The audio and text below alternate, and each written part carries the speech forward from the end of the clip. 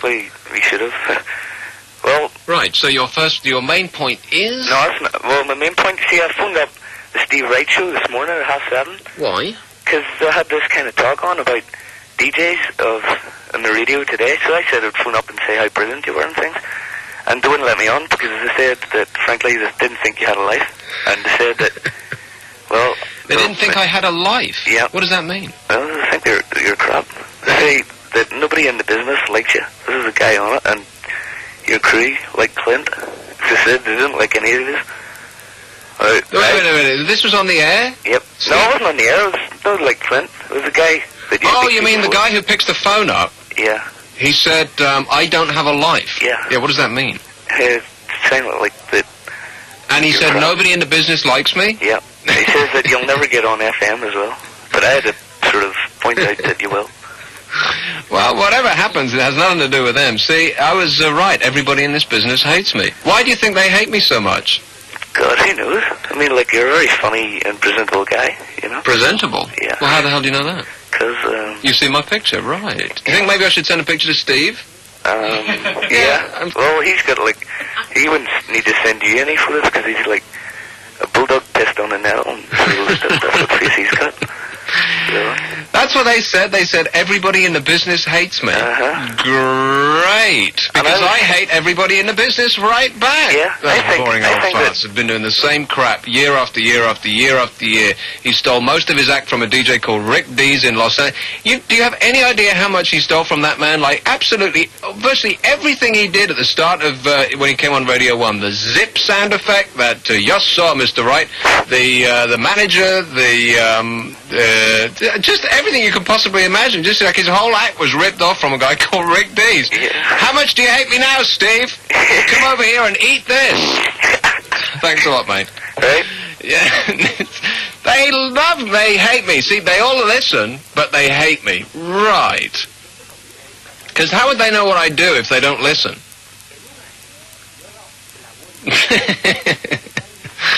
Do you have any idea how funny this is? They hate me. You know what? They're scared of you, Nick. Do you think why? They aren't scared of me. Why do they hate you then? They hate me because I'm not just like a grinning this is, that was, so happy, you're a threat hi, to how them, are you? No, I'm not a threat to them. I'm just something different. I'm just not one of those grinning assholes that populate British radio. And anything that's different, people just dislike. They do. They just absolutely. Yeah. Why are you screwing your face up like that? Because I don't agree with you. No, it's absolutely right. They don't. They're not frightened of me. Why would they be? Why would a great big star like Steve Wright be frightened of me? I am nothing compared to him. Well, true. What do you mean, well, true? He's not as huge a star as John O'Mine, does he? No, but seriously, it's like, it's just because it's different. It's just because I'm, I've been allowed thus far to get away with, all of this stuff, and they aren't. You know, if he came on the air as, big as, huge a star as he is, and he said half the stuff that I'm allowed to get away with, Matthew Bannister would come in, he'd kick him off the air in about 2 seconds flat. And he knows that. Yeah, there's a little bit of that, and so was like Robbie Vincent and all those other talk show hosts who have to spend their whole life talking to like 90-year-old farts who are complaining about they've got bad ankles and swollen feet and all that sort of crap that populates talk radio in this country. And everybody else is just like a grinning, hi, well, welcome along to the show, and as much as Radio 1 has changed, it's still populated by a vast array of people who are like that, just a bunch of fakes and phonies who, if they spoke to you in real life like they speak on the radio, you'd think, who's this asshole?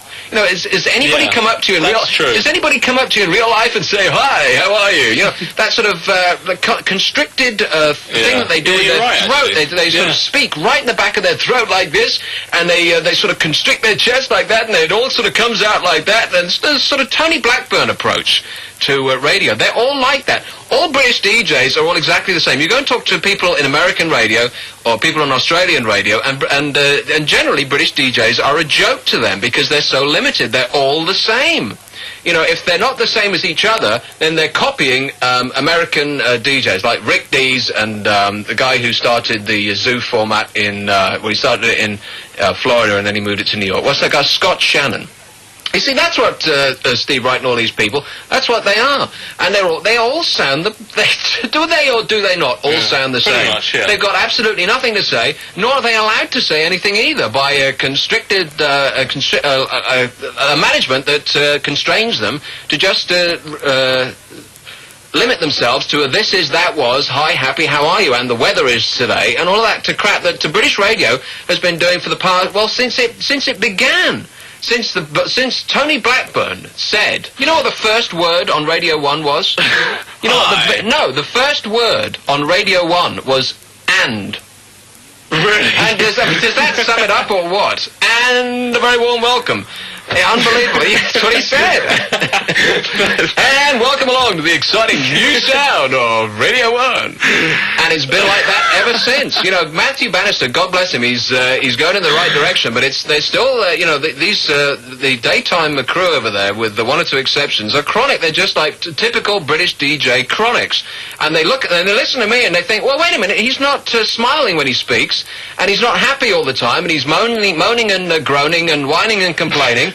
And we hate that. It's different. We hate it. How dare he criticize us? We are the great old men of British radio. Doesn't he have any respect? They watched The Godfather over the weekend, and he said, this guy, he has no respect. I bet they write and complain. Here, Clint. I bet they write and complain. What's the bet? Do you want to bet me £5 that they don't write and complain?